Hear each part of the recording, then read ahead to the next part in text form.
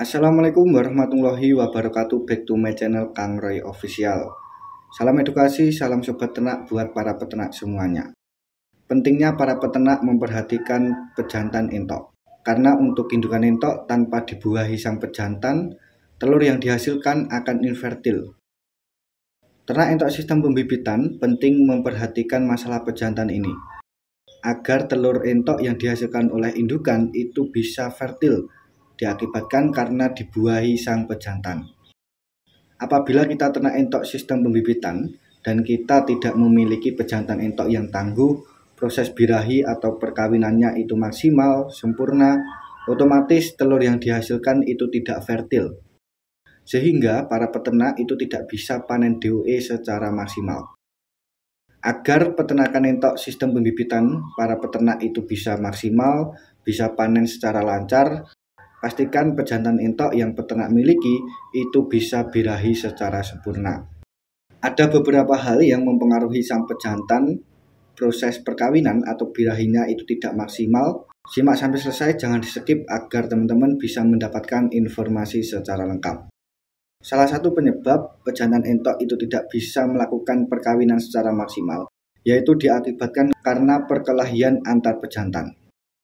Perkelahian sang pejantan ini itu biasanya peternak dalam ternak entok sistem pembibitan itu menggunakan kandang umbaran, di mana perkelahian antar pejantan ini itu akan mengakibatkan proses perkawinan pejantan dengan indukan itu tidak maksimal. Lalu bagaimana solusi agar ternak entok sistem pembibitan pejantan entok itu tidak berkelahi dan alhasil proses perkawinan indukan dan pejantan itu bisa maksimal? Ada dua solusi dari Kang Roy, di mana teman-teman itu bisa menggunakan kandang sekat. Salah satu manfaat menggunakan kandang sekat yaitu meminimalisir agar pejantan entok itu tidak saling berkelahi, dan pastinya bisa memaksimalkan proses perkawinan indukan. Dan solusi yang kedua bagi para peternak itu bisa memiliki pejantan dengan merawatnya itu dari kecil, sehingga apabila entok dari kecil itu sudah bersamaan, sudah teman-teman rawat, otomatis besarnya itu tidak akan berkelahi. Biasanya pejantan entok itu berkelahi karena beda usia. Selain itu dikarenakan ada pejantan lain yang datang dari luar kandang. Jadi tidak satu peranakan atau satu kandang dari kecil, sehingga apabila beda peranakan atau baru kenal, apalagi beda usia, itu pasti akan terjadi perkelahian sang pejantan. Selain itu yang menyebabkan pejantan entok itu tidak maksimal dalam proses perkawinan, yaitu diakibatkan karena proses mabung atau ganti bulu. Hal ini sudah wajar dan itu pasti akan terjadi pada indukan. Jadi para peternak sistem pembibitan itu harus mengetahui hal ini, di mana indukan entok itu ada proses mabung, di mana pergantian bulu, dan hal tersebut itu biasanya pejantan entok tidak melakukan proses perkawinan. Kalau melakukan proses perkawinan pun itu tidak rajin seperti biasanya, karena masih proses mabung. Dan solusinya teman-teman itu harus mempunyai pejantan lainnya. Jadi ada pejantan cadangan. Apabila pejantan entok utama itu proses mabung, teman-teman itu bisa langsung menggantikannya. Proses mabung ini itu biasanya dialami pejantan entok di usia 1 tahun ke atas, di mana proses mabung ini hal yang wajar ya teman-teman. Dan untuk hal ini itu tidak terlalu merepotkan karena sudah faktor alam lah, ini sudah bawaan ada proses mabung atau ganti bulu ini.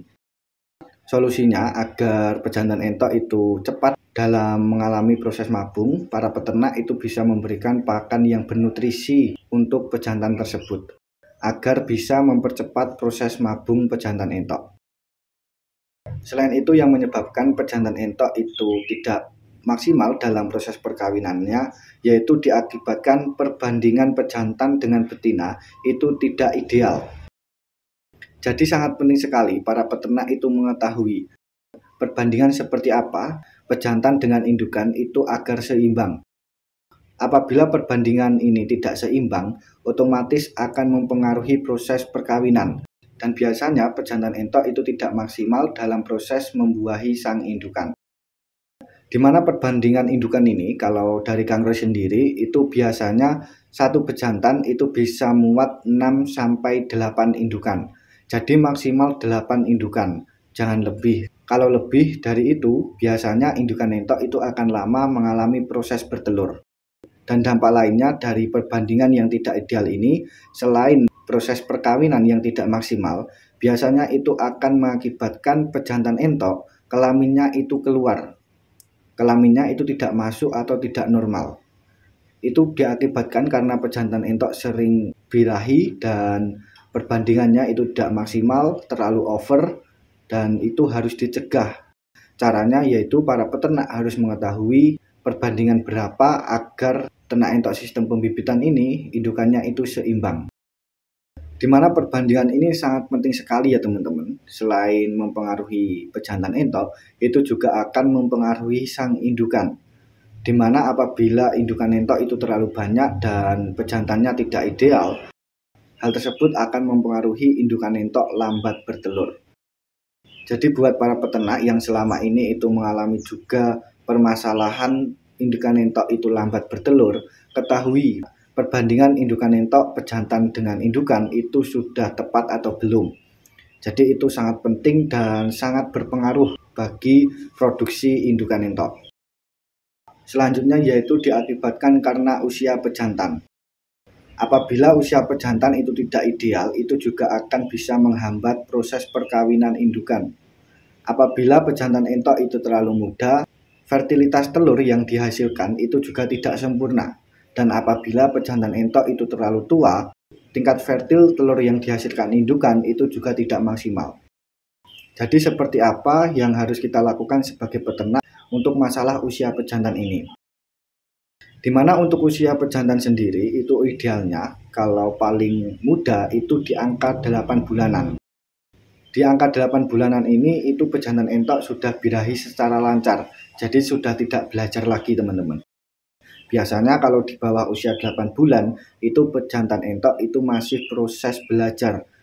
Dan apabila dalam proses belajar tersebut pejantan entok itu terlalu over birahinya, akan berpengaruh pada alat kelaminnya yang tidak mau masuk lagi. Dan sudah banyak sekali lah para peternak yang mengalami hal tersebut, di mana kelamin pejantan entok itu tidak bisa masuk lagi. Untuk usia pejantan entok ini, kalau terlalu tua, biasanya itu pengaruhnya atau dampaknya proses perkawinan dengan indukan, alat kelaminnya itu tidak masuk kepada indukannya atau betinanya. Dan untuk hal tersebut itu juga sudah Kangroy alami sendiri, di mana pejantan Kangroy itu ada yang tua banget, udah beberapa tahun. Alhasil indukan entok itu juga bertelur, indukan entok itu telurnya juga banyak. Namun telur yang dihasilkan itu semuanya kopior atau infertil. Diakibatkan karena pejantan entok terlalu tua, saat proses perkawinan atau birahi itu alat kelaminnya tidak masuk. Jadi itu perlu dipahami oleh para peternak semuanya. Karena faktor pejantan ini itu sangat fatal, sangat riskan. Apabila kita tidak memperhatikan betul, para peternak itu bisa mengalami kerugian karena kita tidak bisa panen DOE secara maksimal.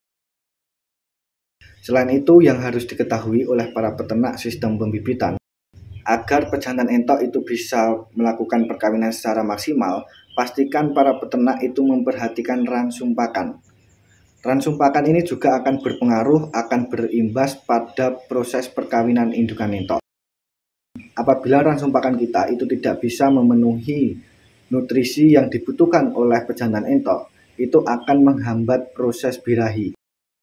Pejantan entok itu akan malas kawin, pejantan entok itu akan malas birahi, pejantan entok itu tidak birahi secara maksimal. Apalagi ketika kita itu memberikan ransum pakan yang tidak bernutrisi, membuat entok kurus. Hal tersebut akan sangat berdampak sekali pada indukan entok. Pejantan entok yang kurus, pejantan entok yang kurang berbobot atau kurang bernutrisi lah, badannya itu tidak segar, badannya itu sudah lesu lah, karena pakan yang kita berikan itu tidak bisa memenuhi kebutuhan nutrisi yang dibutuhkan oleh entok. Sehingga pejantan entok itu membawa badannya atau membawa tubuhnya itu sudah berat teman-teman. Apalagi mau kawin, apalagi mau birahi. Jadi sangat penting sekali para peternak itu memperhatikan betul masalah ransum pakan ini. Karena imbasnya itu sangat banyak teman-teman. Selain berimbas pada pejantan entok, juga akan berimbas pada indukan entok. Berimbas juga pada produksi yang dihasilkan. Selain itu juga akan berimbas pada lingkungan kandang. Jadi ransum pakan ini faktor pokok dan faktor utama yang akan mempengaruhi keberhasilan para peternak dalam ternak entok sistem pembibitan. Apalagi sih yang membuat pejantan entok itu mengalami kegagalan atau ketidakmaksimalan dalam proses perkawinan, yaitu di mana diakibatkan karena faktor cuaca. Jadi faktor cuaca atau alam, faktor eksternal ini itu juga akan berimbas pada proses perkawinan. Namun hal ini tidak bisa kita hindari karena sudah faktor alam ya teman-teman. Tinggal para peternak itu melakukan antisipasi. Para peternak itu harus menyiapkan solusi. Contohnya itu pada musim penghujan. Pada musim penghujan itu biasanya pejantan entok akan loyo. Pejantan entok itu tidak beringas dalam proses birahi. Lalu seperti apa yang harus dilakukan para peternak?